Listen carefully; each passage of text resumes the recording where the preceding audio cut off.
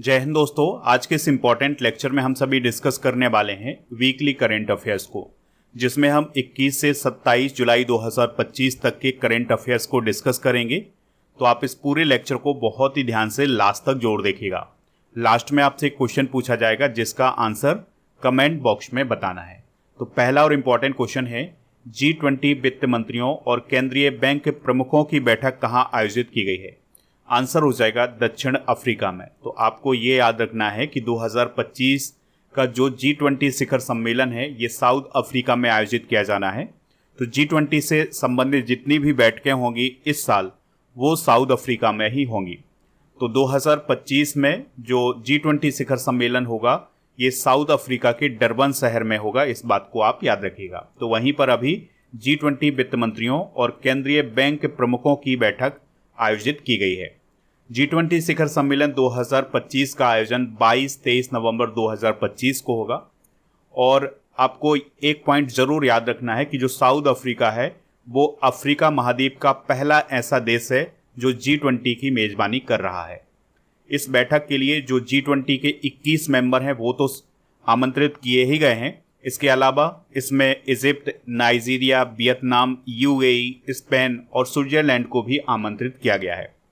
G20 की बात करें तो इसे ग्रुप ऑफ 20 बोला जाता है। 1999 में इसकी स्थापना हुई थी और इसका उद्देश्य है वैश्विक आर्थिक स्थिरता को बढ़ावा देना। इसके वर्तमान में मेंबर कितने हैं? 21। तो इसमें 19 देश, यूरोपीय यूनियन और अफ्रीकी यूनियन इसमें शामिल है। तो दोस्तों G20 के जो देश हैं वो विश्व GDP का लगभग 85%, वैश्विक व्यापार का लगभग 75% और जनसंख्या का लगभग 66% प्रतिनिधित्व करते हैं। अगले क्वेश्चन की तरफ बढ़ते हैं। जूनियर राष्ट्रीय रग्बी सेवेंस चैंपियनशिप 2025 में अंडर 18 बालक वर्ग का खिताब किसने जीता है? आंसर हो जाएगा बिहार ने। तो दोस्तों जूनियर राष्ट्रीय रग्बी सेवेंस चैंपियनशिप 2025 का आयोजन देहरादून उत्तराखंड में किया गया था। इस बार इसका 10वां संस्करण हुआ है। तो अंडर 18 बालक प्रतियोगिता को बिहार की टीम ने जीता है। इसके अलावा जो बालिकाओं की प्रतियोगिता थी वो भी बिहार ने ही जीती है। अगला क्वेश्चन है, लुंगफुन रोपोई किस राज्य में स्थित है जिसे भारतीय पुरातत्व सर्वेक्षण ने राष्ट्रीय महत्व का स्मारक घोषित किया है? आंसर हो जाएगा मिजोरम। ठीक है, तो मिजोरम में स्थित है लुंगफुन रोपोई नामक स्मारक। तो उसे अभी हाल ही में भारतीय पुरातत्व सर्वेक्षण के द्वारा राष्ट्रीय महत्व का स्मारक घोषित किया गया है। ठीक है, तो यह एक महापाषाण स्थल है जहां पर बड़े पत्थरों पर मानव, पशु और पक्षी आदि की नक्काशी की गई है। तो इस प्रकार से बड़े बड़े पत्थर हैं यहाँ पर और इस स्थान को लुंगफुन रोपोई बोला जाता है। तो इसे राष्ट्रीय महत्व का स्मारक घोषित किया गया है। अगला क्वेश्चन डिस्कस करते हैं, हाल ही में किस देश ने द रेजिस्टेंस फ्रंट यानी TRF को आतंकी संगठन घोषित किया है?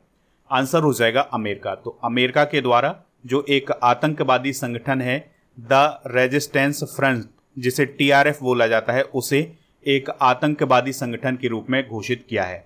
ठीक है, आपको ये याद रखना है कि इसकी स्थापना 2019 में हुई थी और TRF ने जो जम्मू कश्मीर के बैसरन घाटी में अभी पहलगाम हमला हुआ था 22 अप्रैल 2025 को, उसकी जिम्मेदारी ली थी।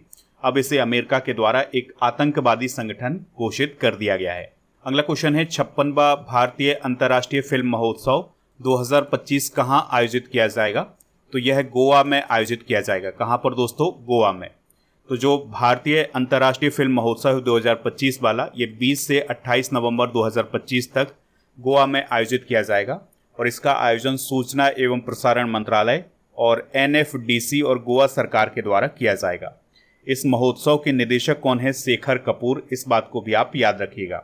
अगला क्वेश्चन है, भारतीय ओपन एथलेटिक्स मीट 2025 का आयोजन कहाँ किया गया है?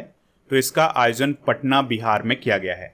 तो 19 जुलाई 2025 को इसका आयोजन किया गया था और इस बार इसका 6वां संस्करण आयोजित हुआ है और इसमें 390 एथलीट शामिल हुए थे। और दोस्तों इस प्रतियोगिता में 100 मीटर से लेकर 10,000 मीटर दौड़, long jump, triple jump, short put और जेवलिन थ्रो, डिस्कस थ्रो आदि प्रतियोगिताएं शामिल की गई थी।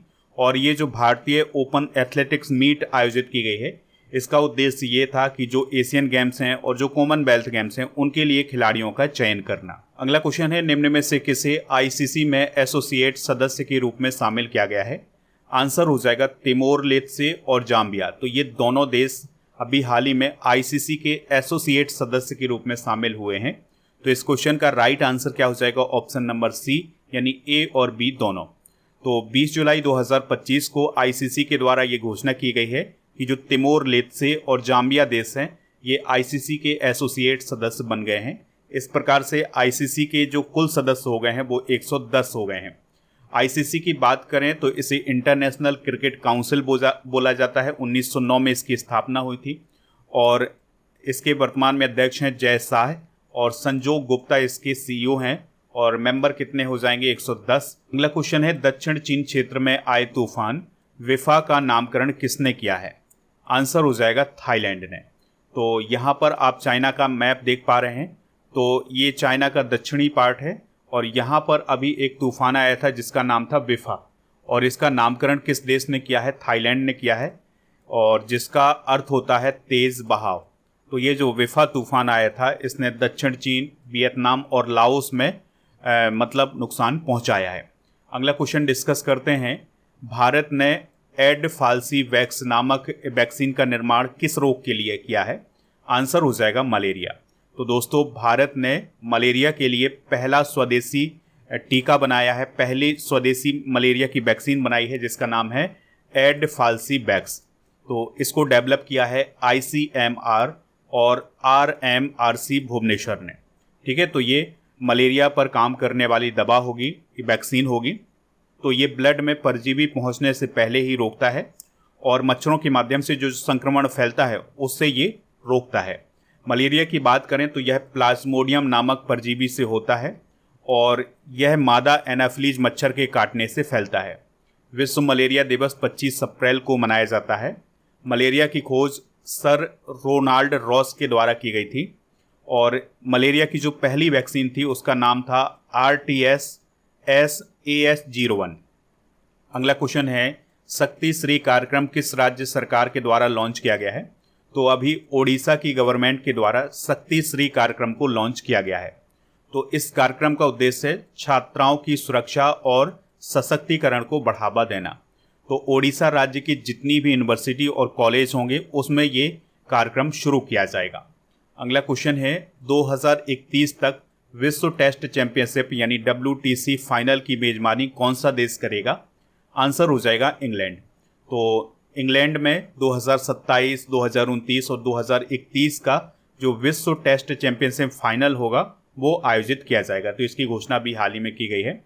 देखिए WTC के जो फाइनल हैं वो अभी किसने जीता है? 2023 से 25 वाला साउथ अफ्रीका ने, 21 से 23 वाला ऑस्ट्रेलिया ने जीता था, 19 से 21 वाला न्यूजीलैंड ने जीता था। अगला क्वेश्चन है, हाल ही में बेस्ट मैजिक क्रिएटर अवार्ड 2025 किसे मिला है?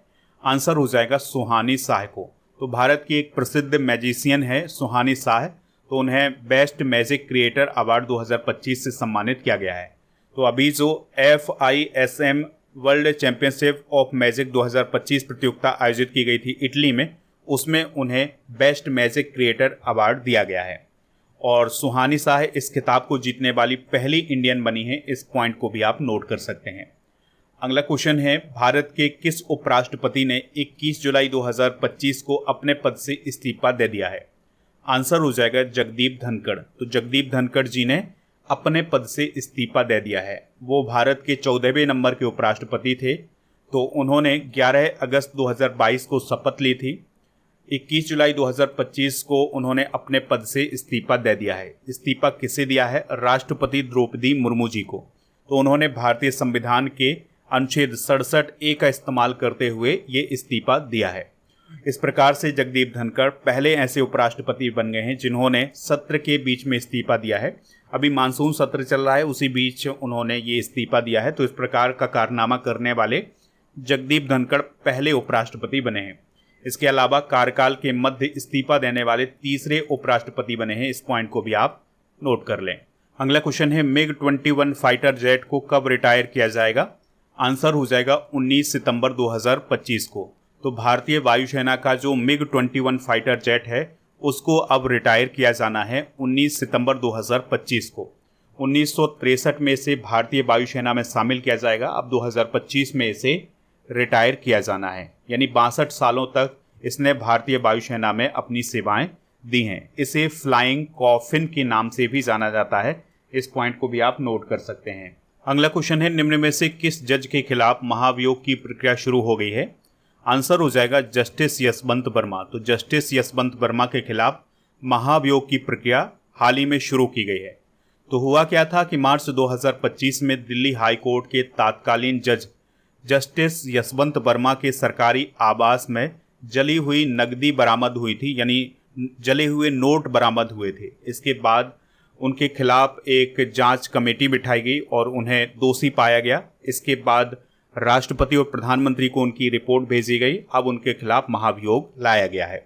अगला क्वेश्चन है, अपाचे AH-64E हेलीकॉप्टर को भारत ने किस देश से खरीदा है?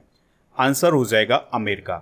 तो दोस्तों, अपाचे AH-64E हेलीकॉप्टर की जो पहली खेप है वो भारतीय सेना को अभी हाल ही में मिली है और भारत ने अमेरिका से AH-64E हेलीकॉप्टर खरीदे हैं। कितने? 6।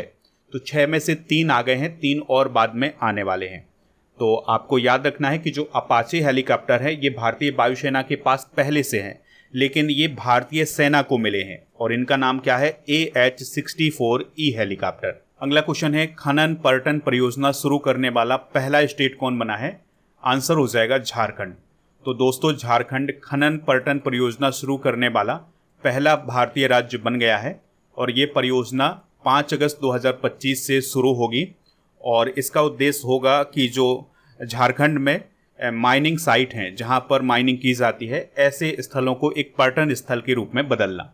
अगला क्वेश्चन है, राष्ट्रीय सिकिल सेल एनीमिया मिशन कब शुरू हुआ था, जिसके अंतर्गत भारत ने 6 करोड़ लोगों की स्क्रीनिंग का लक्ष्य हासिल किया है?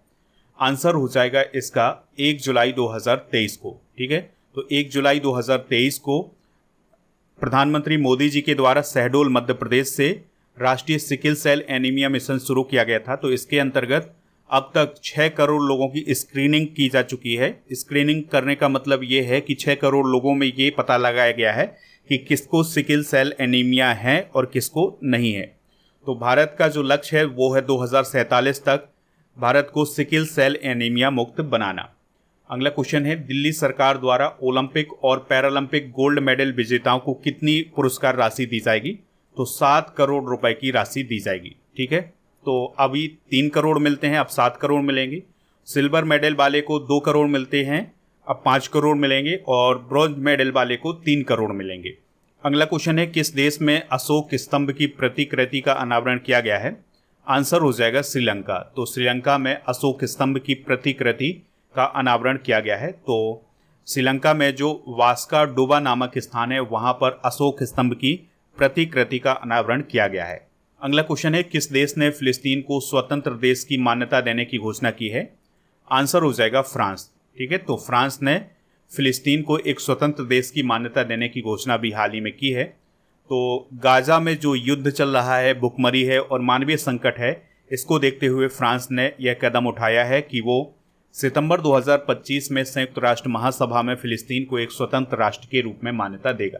हालांकि 140 से अधिक देश ऐसे हैं जो कि फिलिस्तीन को मान्यता दे चुके हैं। अगला क्वेश्चन डिस्कस करते हैं, पैन अनुवाद पुरस्कार 2025 किसने जीता है? आंसर हो जाएगा गीतांजलि श्री ने। तो गीतांजलि श्री भारतीय लेखिका हैं। तो उनकी एक पुस्तक है जिसका नाम है वंस एलिफेंट्स लिव्ड हियर, जो कि एक लघु कथा संग्रह है। तो उसको अभी पैन अनुवाद पुरस्कार 2025 प्रदान किया गया है। और इस पुस्तक का हिंदी से अंग्रेजी में अनुवाद किसने किया है? डेजी रॉकबेल ने। गीतांजलि श्री को 2022 में रेत समाधि पुस्तक के लिए अंतर्राष्ट्रीय बुकर पुरस्कार भी मिला था। अगला क्वेश्चन है, भारत और किस देश के बीच फ्री ट्रेड एग्रीमेंट यानी FTA हुआ है? आंसर हो जाएगा ब्रिटेन। तो भारत और ब्रिटेन के बीच में अभी फ्री ट्रेड एग्रीमेंट या FTA हुआ है। तो इसमें क्या होगा कि दोनों देशों के बीच में जो व्यापार होगा उसमें जो टैक्स लगाया जाएगा वो 0 टैक्स लगाया जाएगा। ठीक है, यानी कि जो वस्तुएं ब्रिटेन में भेजी जाएंगी उन पर 0 टैक्स और जो ब्रिटेन से भारत में आएंगी उन पर भी 0 टैक्स होगा। तो व्यापार को बढ़ाने के लिए ये एग्रीमेंट किया गया है भारत और ब्रिटेन के बीच में। तो अभी प्रधानमंत्री मोदी जी ब्रिटेन की यात्रा पर गए थे और इसी यात्रा के दौरान Bharat Britain free trade agreement हुआ है। ठीक है, इस पॉइंट को आप याद रखिएगा। नेक्स्ट क्वेश्चन है, ग्लोबल फाइनेंस मैगजीन द्वारा भारत के किस बैंक को सर्वश्रेष्ठ उपभोक्ता बैंक 2025 का पुरस्कार प्रदान किया है? आंसर हो जाएगा स्टेट बैंक ऑफ इंडिया या भारतीय स्टेट बैंक। तो अभी हाल ही में भारतीय स्टेट बैंक को ग्लोबल फाइनेंस मैगजीन के द्वारा कौन सा अवार्ड दिया गया है? सर्वश्रेष्ठ उपभोक्ता बैंक 2025 का पुरस्कार दिया गया है। अगला क्वेश्चन डिस्कस करते हैं, किस देश के द्वारा ब्रह्मपुत्र नदी पर विश्व का सबसे बड़ा बांध बनाया जा रहा है? आंसर हो जाएगा चाइना। तो यहाँ पर आप मैप देख पा रहे हैं, ये है तिब्बत वाला एरिया और ये है ब्रह्मपुत्र नदी। तो ब्रह्मपुत्र नदी जहाँ से भारत में प्रवेश करती है उसके जस्ट ऊपर चाइना के द्वारा विश्व का सबसे बड़ा बांध बनाया जा रहा है। और चाइना में जो तिब्बत वाला एरिया है उसमें ब्रह्मपुत्र नदी को यारलुंग सांगपो बोला जाता है। तो इसी नदी पर विश्व का सबसे बड़ा बांध चाइना के द्वारा बनाया जा रहा है। अगला क्वेश्चन है, किस देश ने मीठे पेय पदार्थों पर चीनी आधारित टैक्स लागू किया है? आंसर हो जाएगा यूएई। तो यूएई की गवर्नमेंट ने अभी हाल ही में चीनी मीठे पेय पदार्थों पर एक नई उत्पाद शुल्क लगाने की नीति को लागू किया है, जिसमें ये होगा कि जो भी मीठा पेय पदार्थ होगा वो जितना मीठा होगा यानी उसमें जितनी अधिक चीनी होगी उतना ही अधिक टैक्स लगेगा। अगला क्वेश्चन है, मुंबई एयरपोर्ट को दुनिया के टॉप 10 अंतर्राष्ट्रीय हवाई अड्डों में कौन सा स्थान मिला है? तो 9वां स्थान मिला है। तो अभी जो ट्रैवल और लीजर वर्ल्ड्स बेस्ट अवार्ड 2025 प्रदान किए गए हैं तो उसमें मुंबई एयरपोर्ट को जो टॉप 10 एयरपोर्ट हैं उसमें 9वां स्थान हासिल हुआ है। और पहला स्थान इस्तांबुल एयरपोर्ट को, दूसरा चांगी एयरपोर्ट को, तीसरा हमाद इंटरनेशनल एयरपोर्ट को, चौथा जायद इंटरनेशनल एयरपोर्ट को और पांचवा दुबई इंटरनेशनल एयरपोर्ट को मिला है। अगला क्वेश्चन है, यूपी के सीएम योगी आदित्यनाथ जी के द्वारा जयप्रकाश नारायण की प्रतिमा का अनावरण कहाँ किया गया है? आंसर हो जाएगा इसका गोरखपुर में। तो दोस्तों, जयप्रकाश नारायण की प्रतिमा का अनावरण अभी हाल ही में गोरखपुर में किया गया है। और इसके अलावा गोरखपुर में ही पीएसी परिसर में 11 मंजिला बैरक टावर और 30 बिस्तरों वाले हॉस्पिटल को भी शुरू किया गया है। इसके अलावा जो सिताब दियारा नामक स्थान है यहाँ पर 100 बिस्तरों वाला एक हॉस्पिटल भी बनाया जाएगा। अगला क्वेश्चन डिस्कस करते हैं, किस राज्य ने विदेशी भाषा कौशल योजना सीएम फ्लाइट को लॉन्च किया है? तो असम की सरकार के द्वारा सीएम फ्लाइट योजना को अभी हाल ही में लॉन्च किया गया है। इसका फुल फॉर्म है chief ministers foreign language initiative for global human talent. तो विदेश में नौकरी की इच्छा रखने वाले युवाओं को जापानी भाषा में प्रशिक्षण दिया जाएगा इस योजना के तहत। चलिए अगले क्वेश्चन को डिस्कस करते हैं। फिनो पेमेंट बैंक ने किस राज्य में यूपीआई को बढ़ावा देने के लिए गति बचत खाता लॉन्च किया है?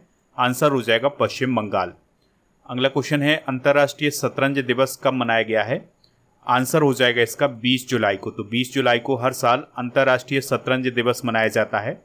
2025 की थीम है एवरी मूव काउंट। तो दोस्तों 20 जुलाई 1924 को फिडे यानी अंतर्राष्ट्रीय शतरंज महासंघ की स्थापना हुई थी, इसलिए अंतर्राष्ट्रीय शतरंज दिवस 20 जुलाई को मनाया जाता है। अंतर्राष्ट्रीय रसायन विज्ञान ओलंपियाड 2025 में भारत ने कुल कितने मेडल जीते हैं? तो भारत ने 4 मेडल जीते हैं। ये प्रतियोगिता आयोजित की गई थी दुबई यूएई में। तो भारत ने 2 गोल्ड और 2 सिल्वर मेडल जीते हैं। इस पॉइंट को आप याद रखिएगा।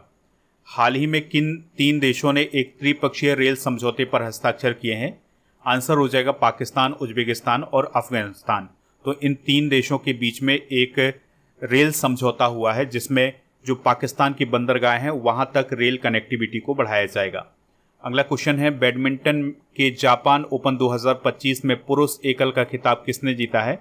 आंसर हो जाएगा सी यूकी ने। तो जापान ओपन 2025 की बात करें तो ये बैडमिंटन से संबंधित है। और आपको बता दें कि ये जो प्रतियोगिता है यह टोक्यो जापान में आयोजित की गई थी। तो पुरुष एकल का खिताब जीता है सी यूकी ने और महिला एकल का खिताब जीता है एन से यंग ने।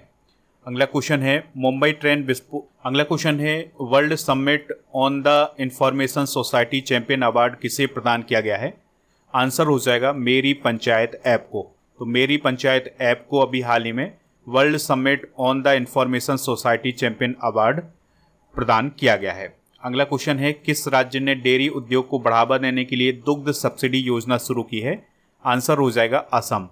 तो असम राज्य में श्वेत क्रांति को बढ़ावा देने के लिए ये दुग्ध सब्सिडी योजना शुरू की गई है।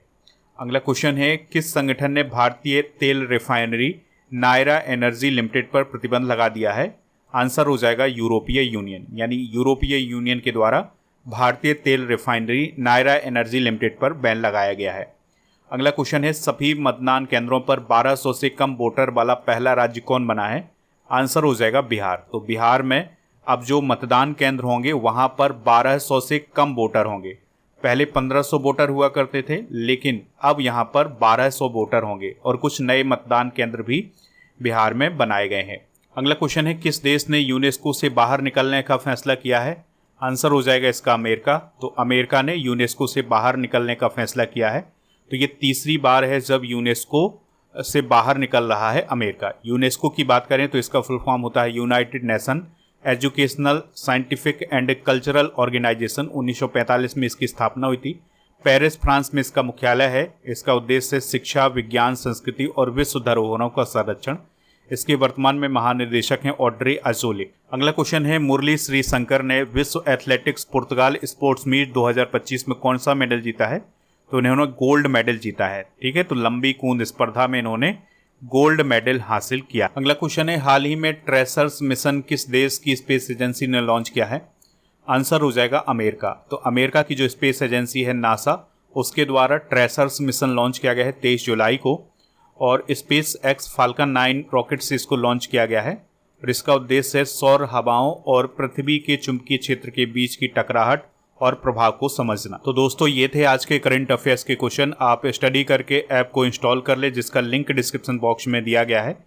ठीक है, तो यहाँ पर आपको डेली करंट अफेयर्स का टेस्ट मिल जाएगा। टेस्ट पास वाले ऑप्शन पर जाएंगे और यहाँ पर टेस्ट पास वाले ऑप्शन पर 4000 से अधिक टेस्ट मिलेंगे 1 साल की वैलिडिटी के साथ।